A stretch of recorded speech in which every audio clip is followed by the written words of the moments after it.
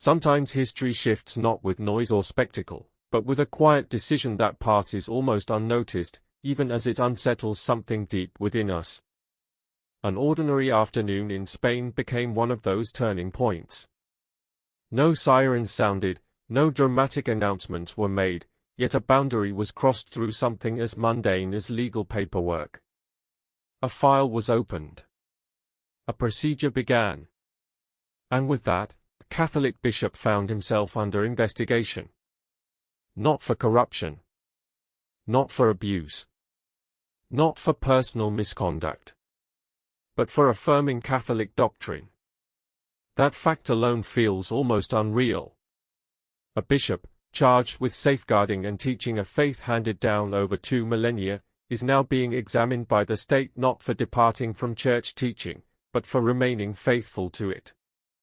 What once belonged firmly to the realm of theology is suddenly being weighed by criminal law. Doctrine itself is being treated as something potentially dangerous. This is not merely the story of one man. It points to a deeper instability, a sense that the ground beneath the church's public voice is shifting. When a bishop is summoned before the logic of criminal prosecution for explaining Catholic teaching, the central question is no longer what he said, but what is still permitted to be said at all. If you haven't subscribed, click on the subscribe button so you don't miss out on future videos like this, because what you're about to hear is not just news, it's a wake-up call for every heart that still believes truth should burn brighter than silence. Now grab your rosary, quiet your spirit, and let your heart listen, not just with ears, but with faith. The case emerged quietly from Spain, where the Fiscalia, the Spanish prosecutor's office, opened proceedings against Bishop José Ignacio Munilla. The accusations being considered are serious, alleged hate crimes and discrimination. These are heavy words, usually reserved for acts of violence, explicit incitement, or deliberate harm toward vulnerable groups. They are not the terms one expects to see associated with a radio program in which a bishop discusses moral theology. Yet that is exactly what has happened. This is not a dispute between media outlets, nor a clash between private organizations. It is the state itself, through its public prosecutor, evaluating whether a bishop's pastoral words might have criminal relevance. This assessment began even before intentions were clarified, before context was fully examined, before the doctrinal framework was properly understood. The machinery of the law began turning almost immediately. The complaint was filed by an entity called Pueblo y Yelmo, which presents itself as a citizen's platform. However, closer inspection raises questions. Its online presence is sparse and strangely static. There is little evidence of sustained civic engagement, no long history of activity, only a couple of recent interventions before this sudden legal complaint against a bishop. It appears almost as though the organization surfaced briefly for this single purpose. Nevertheless, that was enough to trigger a prosecutorial process. Enough to place a Catholic prelate under legal scrutiny. Enough to move a theological discussion into a courtroom framework. According to the complaint, Bishop Munilla made statements hostile toward the so-called Rainbow Collective. His words are framed as discriminatory in legal language. But the nature of those words reveals a stark disconnect between accusation and reality. They were not insults or slurs. They were not emotional tirades or political attacks. They were not calls to action. They were excerpts from a radio broadcast. In that broadcast, the bishop calmly discussed a recently passed law that restricts and criminalizes certain practices referred to as conversion therapies. He did what bishops have always done when civil legislation touches moral and spiritual issues. He explained, clarified, and interpreted. He outlined what the law punishes, described the penalties it introduces, and carefully distinguished between coercive psychological treatments and spiritual accompaniment. This distinction is fundamental, and one that any serious moral or legal analysis would naturally make. In short, he did exactly what listeners expect from a pastor engaging responsibly with public law. And yet, this is where the conflict ignited. By explaining that the law's language could be interpreted to include Christian guidance toward chastity, pastoral counsel grounded in the Catechism, his words were no longer treated as explanation, but as hostility. Doctrine was reinterpreted as discrimination. Teaching was reframed as hate. This is the heart of the case, a doctrinal clarification transformed into criminal suspicion, a pastoral observation reclassified as incitement. The disproportion is striking, almost uncomfortable. It forces an unavoidable question to the surface: how did we reach a point where explaining Catholic teaching can trigger a criminal investigation? As the story unfolds, it becomes clear that the focus is not a single phrase or sentence. It is an entire worldview.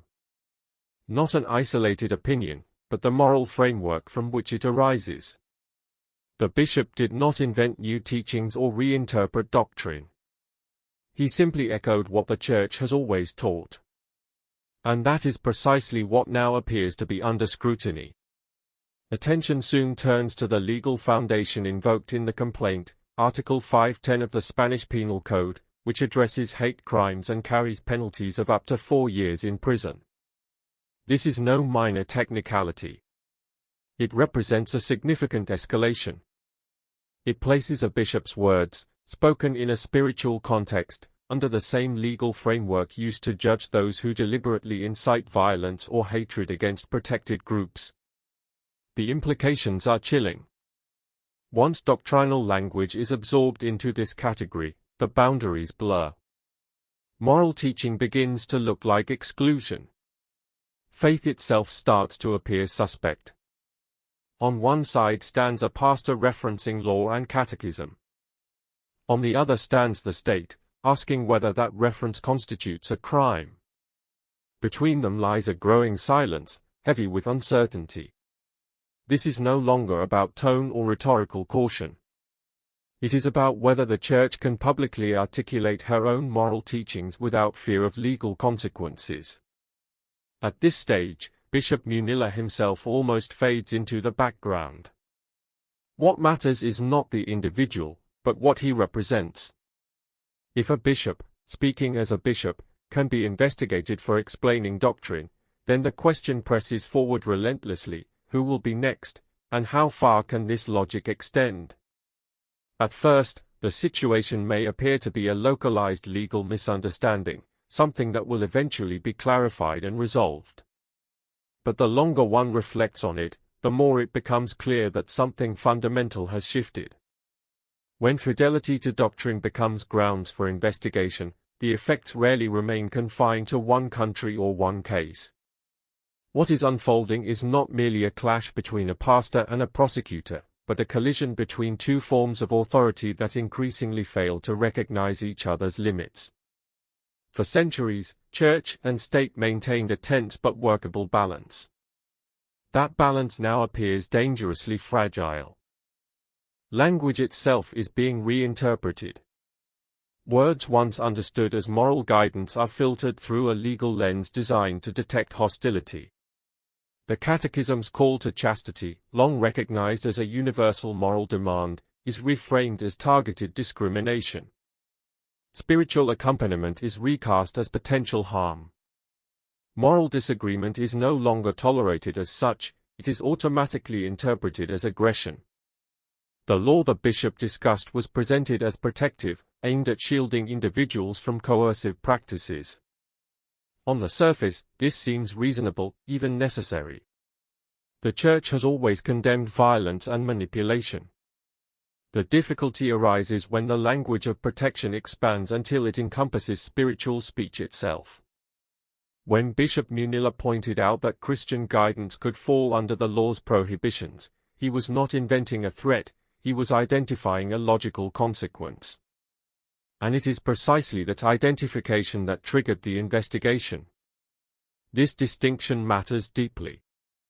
The bishop is not accused of breaking the law, but of explaining how it might be applied. If such explanation is deemed criminally suspect, silence becomes the safest option. Yet silence is not neutral. It reshapes the Church's role, rendering her harmless, decorative, tolerated only so long as she does not challenge prevailing moral norms. Once courts begin to entertain the idea that doctrine itself could constitute hate speech, a precedent is set. Today it is a bishop discussing chastity. Tomorrow it may be a priest preaching on marriage, a catechist teaching children, or a parent instructing their own family. Each case may be framed as exceptional, but together they form a pattern. Perhaps most unsettling is not the external pressure, but the hesitation within the Church. Carefully worded statements, appeals to dialogue, reassurances of respect for civil law all emerge. Prudence is necessary, but when caution becomes retreat and diplomacy replaces truth, something essential is lost. The Church's authority does not come from state approval, but from fidelity to Christ. Across much of the Western world, religion is increasingly tolerated only if it remains private. Faith is welcome as sentiment, but suspect as conviction. That is why this case resonates far beyond Spain. It raises the question of whether the Church may still speak as a moral authority in public, or whether she must retreat into silence. History shows that the Church has survived persecution not by accommodating truth, but by remaining faithful to it. The investigation may end. Files may close. Headlines may fade. But the question it raises will endure. Will the Church continue to speak when speaking is costly, or will she surrender her voice to fear? Every generation must answer this question anew. And now, quietly but unmistakably, it has been placed before ours. If this message touched your heart, comment Amen and stay with us. More Eucharistic stories, deeper reflections, and holy insights are on the way. May Christ in the Eucharist be your light, your rest, your truth. Amen.